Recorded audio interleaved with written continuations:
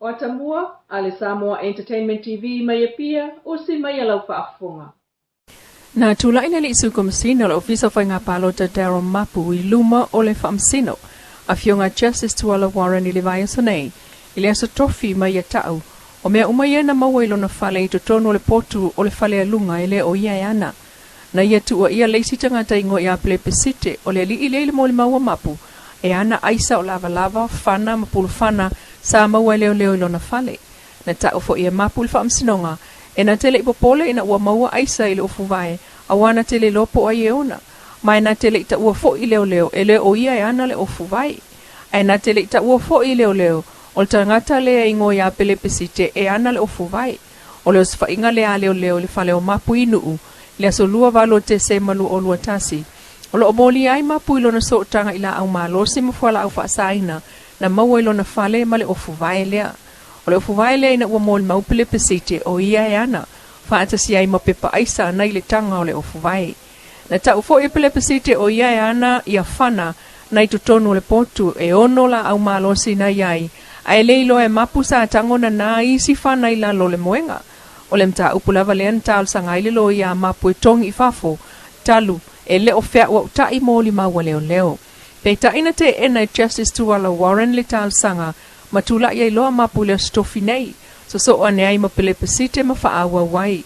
Ile moli mau pele pesite na ia ta wai o ia e ana pepa aisa, ma le tele o mea na ilungo le laulau e au fiai ma paipa e ula ile aisa. Na afea foi ile moli mau pele pesite o le ta avale sa afea lua iai, e faata waya na aisa sa avatu e se ali ileo leo e na te fao ngaina.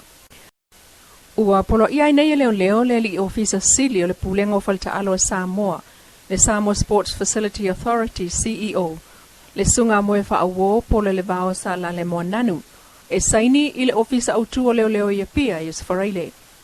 O strasil na vaengo ai inga o tatala I tua le li ofisa sili, e tali ai lona tula il fa amsinonga ile solua ono masina nei. Umoli ai li ofisa sili ilona so tanga, Ise ese inga na tupu ilungo le awala le vastolwai, ma mawai leo leo se la au malosi I tutonu le taavale le malo, o lo atofa e na te whao ngaina. Le whana leo lo umia wa soli tu la fono e peon wha maonia mai, ele komisina leo leo le sunga awa paulongo I Tino Filippo. Na ta ue moe wha awo na ufsilnia le geopolensia e le aisa na tala e whai mta upu, ai na ia wha maonia mai mta upu, wa I lima neo leo leo, ai o naif ese inga la iti lava, na tupu ilungo le awala. Umoli ai li ofisa sili il faa o lima, o le avane o le aupenga, o le faa mata ue fasioti, ma le umia faa soli tu la fono la au malosi tu ai ngā whana lua lua. O le FSS inga lea na tupu le aso lua o yulai, I le vao le umolia ma le isi apeta vale ilungo le awala. Ai o tua ia le CEO, po le ofisa sili le sasa a faa, I le faa o lima, I le isi apeta vale. Na lai o nao o le mta upu I leo leo. O le aso lua ono e tula iai mo nanu e tali I ona molianga. Wale o na avel pase se le Lady Naomi le po le strofio le vai aso nei. Le na tau po ina mai le lua vai aso taluai mo le aso fito I ulai. Pe te alfala vela vea I o le malanga le pase se ona ele o mawhai no wha amalieina e pase se. Le ai inga o le talo wha pase ulu fale ai. I Amerika Samoa e pe o le wha ulu tal sanga. I le lima aso a o le malanga I tutuila. Le lua vai aso taluai na mawai le whatanango le avato pase se le Lady Naomi Amerika Samoa. Ai o ta ua mai le ofisa, ina o tato fisilingia, o ta pena fo ile vaa mola na malanga ile po le stofi nei, ai o na o uta o le ave, tu o mta autu le se fulu le po taunu ile wafu, I tutuwila po o whangatongo ile tai au le stofi. O lo tu maulawa ta ilua vai aso ma malanga le Lady Naomi I tutuwila. E tato tala toi tuli loa, Ile tina ia wha o mai le atua na wa maa e ana le alo e valuta usanga le ana ave le malo e sa ili tongo fiti New Zealand. Ta ua le tina ia wha o e umalawa le po le aso lulu, ma le aso tofi atua na nafi, o wha atali ma le toa I se taliane I le minister mtanga lwenga le soifua malo loina, le fionga vala si tonga manga ta fito. Sa la feilo ia o lumana I le fono le kapeneto le aso lulu le vai aso nei, na fola ne ai le fionga le minister, o le aia avatu ia ile li poti lea ale atali. Peitai, na tātou toi tuli loa se tau nuunga, ai o le taliane le tina ia whao. Peitai toi tuli loa ina tātou telefou se tau nuunga, o le nā folanga, ai o sau no whao o olo o whaatali fo ia, I se tali. Ai mo le taimi nei, e ele tina Samoa i New Zealand le fionga tupa i Samantha. Wa ye ngā singa se ka nesa o tangata Samoa i New Zealand wa manui ai. O le asalulu le vai so nei na ia whao o tua i le si ngā mai el tamā malo nātali i New Zealand. Ni pusa vai o le ASEA e whainua ilo nātali. A o whaia fo i talo sa ngā mafutanga tatalo. Mo se manui atoe wha fo i o le alo. O le tu ainga o ka nesa lo a fiai fatunga o le at. O le tu ainga o ka nesa lo a fiai fatunga o le atali. E le anga va ai mai e tutongi e le malo Samoa tonga fitinga. Ma sa fautua ina le lipoti o le foma i New Zealand. I toi whaafo i mai o le atali i le i Samoa. E mafuta i lona ainga. E te whaautus tu sia ma le fionga tupa i Samantha e o whaatasi le vai o le ASEA. Wa ia ave i le atali i. Ma le whaatua i talo sanga i le mana o le anganga mo lana wha malo longa. Ai mo le fisosoa ni atu i Samoa nei la vaia. O lo tali ai se tali anel minsta o soi fua malo noina. Wa matai neo na toi te pena le leim tanga alwenga o leo leo mwhal pui pui lalo le toi ta inga alkomesina fo le tanga alwenga. Le fionga au apa au longo i tino Filipo e toi amata le solo a leo leo anga i atu.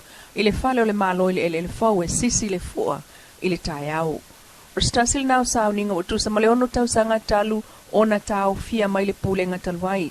Pe tai o sao no le sunga au apa au. Mo le taimi nei, wa iei le faa ilia leo leo e faa tino le langina leo le vi o le saolotonga e sisi ai le fua i lo mama o tole malo. Ai o tūlanga masan iai. Le pe o na o atu el tolu se fulu leo leo e sa vali atu i le ofisa o leo leo i le tai au mo le nasa au ninga amata o le aso. Mo le mawina ai, o stasil na mata anga atu lisi i tausanga ua mawai. Ai o ainga mai tua e anga i mai i taulanga. O se sau ninga sa mo le mawina foi, le whaalolongia te le tua i le Samoa e mimita i lona saolotonga, ma wha malo mo nai minute i le taulanga, pe a o i le taimi la ngona i le leo le vi o le fua. Samoa tu lai. Mai o sau noa au apa au, o le atu e whaatino le na anga i whanua, o silia le ono tausanga talu ona tau fia. E whaafe tolu se lau sui whai unite o lo whawhai ngā lue ngā lātou se leni. I te tonu le whaptu ngā tupe teu whawhai ngā lue ngā le Unit Trust o Samoa po le utos. O le atu whai le fitu te simalelima miliona tā la o lātou tuftwhanga masani le umane o le tausanga whaal tupe ya yuni lua o lua lua. O le fotoasi ita i leo stupe le fitu te simalelima miliona. Tusa lea na alta iwalu Sene le unite o le anga wa ai sui whai unite uma mai le nei tufatufanga. E iwa te simalua 5% le au wha inga ato wha manianga wha au popo i te unga tupe mo le au whai unite. A fua mai le whate simale 5% na maua mai pasene o tuftufanga. Wha popo iai ma le whate simale fitu 12% o le sitia o le tau au ngā o le unite.